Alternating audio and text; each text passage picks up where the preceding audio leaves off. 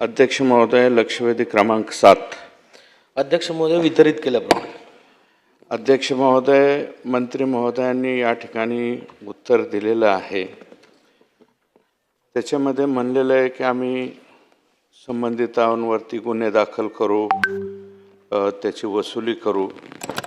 अध्यक्ष महोदय, हे जे घोटाळे आहे, मंत्री महोदयांनी जे उत्तर दिलेलं आहे त्याच्यामध्ये सुद्धा जुलै 2020 ते 2026 या कालावधीमध्ये 115 अर्ज प्राप्त झालेले. त्यातले सुद्धा अध्यक्ष महोदय 53 प्रकरणातच फक्त याचे डॉक्युमेंट्स आलेले असं म्हणलेलं आहे. त्याच्यातले सुद्धा उर्वरित दिलेले नाही. परंतु अध्यक्ष महोदय, हा जो घोटाळा आहे बीड जिल्ह्यामध्ये झालेला बांधकाम कामगार विभागामध्ये, हा विशेषतः कोरोनाच्या काळात आणि कोरोनाच्या अगोदर ज्या लोकांची डेथ झालेली आहे ते लोक हे परत जिवंत झाले. जिवंत होऊन ते 100 दिवस कामावर आले. त्यांनी काम केलं वरून खाली येऊन, आणि काम करून तशा पद्धतीचं प्रमाणपत्र त्यांना देण्यात आलं आणि पुन्हा ते मयत झाले. आणि मयत होऊन मयताच्या पोराला 2,30,000 रुपये अनुदान सुद्धा दिलं. एक गमतीचं उदाहरण म्हणून या ठिकाणी मी सभागृहामध्ये अध्यक्ष महोदय आपल्यासमोर सादर करतो. हे निळकंठ शामराव वडमारे यांनी ही 14/7/2025 तक्रार दिलेली, आणि त्या तक्रारीमध्ये एक हे कमलाकर रंगनाथ मुडेगावकर नावाचे व्यक्ती आहे. अध्यक्ष महोदय, हे त्यांच्या स्वतःचा त्यांच्या घरामध्ये जो फोटो लावलेला आहे, मृत्यू दिनांक 28/9/2013 लिहिलं आहे. त्यांचा मृत्यू कधी झाला आहे? 28/9/2013. 2013ला यांचा मृत्यू झाला. त्यांच्या घरामध्ये जो फोटो आहे त्याच्यावरती 28/9/2013 आहे. आणि त्यांचं डेथ सर्टिफिकेट अंबाजोगाई नगर परिषदेनं दिलेले, हे 28/9/2013ला मयत झाल्याचं त्यांचं सर्टिफिकेट स्वतःच. त्याच्यानंतर अध्यक्ष महोदय, मुख्याधिकारी नगर परिषद अंबाजोगाई इथं शेख इफ्तेकार नावाचे कार्यालयीन अधीक्षक आहेत. यांनी काय दाखवलं अध्यक्ष महोदय? कमलाकर रंगनाथराव मुडेगावकर हे नागेश गोविंद उथवाल नावाच्या मालकाकडे 9/4/2023 ते 20/8/2023 एवढ्या कालावधीत 100 दिवस कामावर होते. म्हणजे 2013ला गेलेले मुडेगावकर हे 2023ला हे 100 दिवस अमुक याच्या इथं कामाला आले. कामाला आल्याच्या नंतर अध्यक्ष महोदय, त्यांची ऑनलाईन नोंदणी कधीची आहे? 25/10/2023ला हे त्यांची ऑनलाईन कामगार म्हणून नोंदणी झाली आपल्या मायबाप सरकारकडे. जे पोर्टल आपण केलेलं आहे त्याच्यामध्ये ऑनलाईन ते कामावर आले. अध्यक्ष महोदय, कमलाकर रंगनाथराव मुडेगावकर हेच यांनी त्यांचं स्वतःचं ह्याला द्यावं लागतं, स्वयंघोषणापत्र द्यावं लागतं आपल्या कायद्यामध्ये. तर त्यांनी 20/8/2023ला कमलाकर मुडेगावकर यांनी स्वयंघोषणापत्र दिलं की मी इथं कामाला होतो आणि याच्यात खोटं काय निघालं तर मी जी शिक्षा असेल त्याला पात्र राहील. म्हणजे मुडेगावकर 2023ला परत स्वयंघोषणापत्र सुद्धा दिलं त्यांनी, वरून खाली आले ते 10 वर्षाच्या नंतर. अध्यक्ष महोदय, आणखी गमतीचा भाग बघा. हे मुडेगावकर जे आहेत यांचं परत एक मृत्यू प्रमाणपत्र दिले. कोणी? अंबाजोगाई नगर परिषदेनेच दिलं की 30/10/2023ला मुडेगावकर यांचा मृत्यू झाला. परत 2013ला गेलेले ते परत गेले, 2023ला पुन्हा वारले. आणि हे ज्या अंबाजोगाई नगर परिषदेने सर्टिफिकेट दिलंय अगोदर मृत्यूचं 2013ला, त्याच अंबाजोगाई नगर परिषदेने हे कागदावरती त्यांचं मृत्यूपत्र या ठिकाणी दिलं. अध्यक्ष महोदय, त्यांच्या मुलाला गजानन कमलाकर मुडेगावकर हे त्यांचा मुलगा आहे. स्टेट बँक ऑफ इंडियामध्ये 2,30,000 रुपये यांच्या अकाउंटवरती ही रक्कमसुद्धा परत पाठवली, म्हणजे आता 2023च्या नंतर. अध्यक्ष महोदय, सचिन मुळूक म्हणून शिवसेनेचे तिथले जिल्हा प्रमुख आहेत, त्यांनी ही तक्रार केलेली आहे.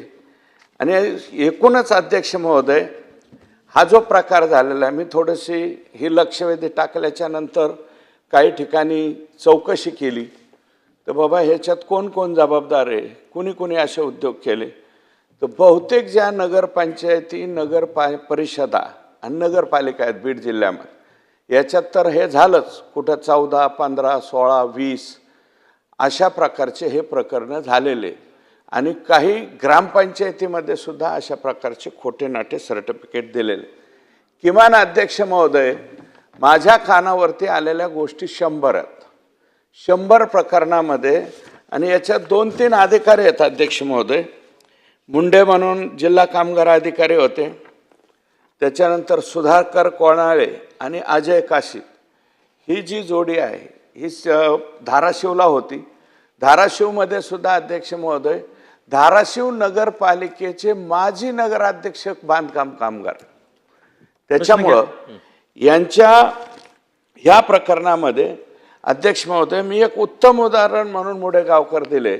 असे 100च्या वरती प्रकरणं, किमान 200 प्रकरणं बीड जिल्ह्यामध्ये अगोदर गेलेले लोक पुन्हा खाली आले, पुन्हा कामावर आले, पुन्हा मेले आणि त्यांच्या वारसांना खोट्या नाट्या पद्धतीने ऑनलाईनच्या अगोदर ऑफलाईन होतं, त्या कालावधीमध्ये खूप मोठ्या प्रकारे हे प्रकरणं झालेत. माझी एकच विनंती आहे मंत्री महोदयांना की बीड जिल्ह्यामधले हे परत स्कॉलरशिपचा घोटाळा, हे दोन्ही बी याच्या बाबतीमध्ये सचिवस्तरीय किंवा उपसचिव दर्जाच्या एका अधिकाऱ्याची नियुक्ती करून बीड जिल्ह्यामध्ये अध्यक्ष महोदय 1,71,000 कामगार झाले. आता आणि त्याच्यात काही जणांचा कुठे कुठे काम केलं, एका कामगाराच्या वरती नोंद आहे, बुर्ज खलिफाला काम केलं. एका कामगाराच्या वरती नोंद काय अध्यक्ष महोदय, व्हाईट हाऊस येथे यांनी काम केलं. आता व्हाईट हाऊसला आणि बुर्ज खलिफाला काम केलेला कामगार आमच्या बीड जिल्ह्यामध्ये कसा येतो अध्यक्ष महोदय? एका बीड तालुक्यात 54,000 कामगारांची नोंदणी, 1.5 लाख 1,80,000 मतदान असलेला तो मतदारसंघ. बीडचा कामगार गेला असेल. हा, तो व्हाईट हाऊसला आणि बुर्ज खलिफाला सुद्धा जाऊन आलेला आहे. अध्यक्ष महोदय, हे इतकं गंभीर प्रकरण आहे. मेलेल्या माणसांचे माड्यावरचं लोनही नाही, माड्यावरचे 2,30,000, 200 लोक जर पकडले तर याच्यामध्ये किती कोटीचा घोटाळा झाला अध्यक्ष महोदय? निम तुम्ही निम आम्ही, अशा पद्धतीने हे उद्योग झालेले. सचिव दर्जाच्या अधिकाऱ्याची नेमणूक करून याची किती दिवसामध्ये चौकशी केली जाईल आणि संबंधितावरती गुन्हे दाखल करून याची वसुली केली जाईल, हे मंत्री महोदयांनी सांगावं. मंत्री महोदय. अध्यक्ष महोदय, आदरणीय सुरेश अण्णांनी जो विषय आज सभागृहासमोर आणला, हे खरं आहे की या येणाऱ्या काळामध्ये हे अशा घटना घडायला लागलेल्या आहेत. आणि मी आपल्याला सांगू इच्छितो की आपण जेव्हा कामगारांची नोंदणी करतो, ही पहिले ऑनलाईन नव्हती, ही ऑफलाईन होती, आणि त्यामध्ये असे प्रकार फार मोठ्या प्रमाणात होते. मग हे कुठंतरी टाळता यावं म्हणून ही पूर्ण प्रक्रिया आपण ऑनलाईन केली. ऑनलाईन केल्यानंतर आपण आता याच्यामध्ये बायोमेट्रिकसुद्धा आणला आहे की ज्याच्यामुळे आता ही फसवणूक करता यायला नको. आणि आपल्याला माहिती आहे की अपघाती मृत्यू झाला तर 5 लाख आणि नैसर्गिक मृत्यू झाला तर 2 लाख. जेव्हा बीड जिल्ह्यामध्ये जे आदरणीय आमदार साहेबांनी सांगितलं आहे, तर 2020 ते 2026च्या कालखंडामध्ये जवळजवळ 115 अर्ज ऑनलाईनचे प्राप्त झाले, काही त्याच्यापूर्वीचे होते. आणि जेव्हा आपली तक्रार प्राप्त झाली, आम्ही हे सगळं प्रकरण तपासलं. यामध्ये अपघाती मृत्यू एकच होता, त्याचे कागदपत्र जेव्हा तपासले ते खरे निघाले. आणि हे जे 114 उर्वरित अर्ज होते हे तपासणं आम्ही सुरू केलं, तर आतापर्यंत 53 प्रकरणामध्ये अनियमितता अजून आढळून आलेली नाही. आणि उरलेले जे प्रकरण आहे यांचे कागदपत्र तपासणं सुरू आहे. पण जो विषय अण्णांनी मांडला हे खरं आहे की महाराष्ट्रामध्ये मोठ्या प्रमाणात बोगस एजंट हे अशा प्रकारचे खोटे कागदपत्र तयार करतात आहे, खोटे सही शिक्केसुद्धा तयार करतात आहे. आणि प्रश्न हा तयार होतो आहे की आता नगरपालिकेचे जर खोटे कागदपत्र बनायला लागले तर आता आपल्या सरकारवर, आपल्या प्रशासनावर, नगरपालिकेच्या प्रशासनावर प्रश्नचिन्ह निर्माण होते. आणि याप्रमाणे शासनाच्या लाभाचा गैरफायदा घेणं, मृतांच्या टाळूवरचं लोणी खाणं हे कुठेही स्वीकारार्ह नाही आहे. ज्या ज्या लोकांनी हे केलं यामध्ये जे कोणी दोषी असतील, मग ते आमचे नोंदणी अधिकारी असो, नगरपालिकेचे अधिकारी असो किंवा इतर कोणी असो, याच्यातल्या एकालाही सोडल्या जाणार नाही. आम्ही स्वतः कामगार विभागाने याच्यात स्वतः आतापर्यंत दक्षता पथकं नेमून महाराष्ट्रात 46 ठिकाणी FIR आतापर्यंत केलेले आहे.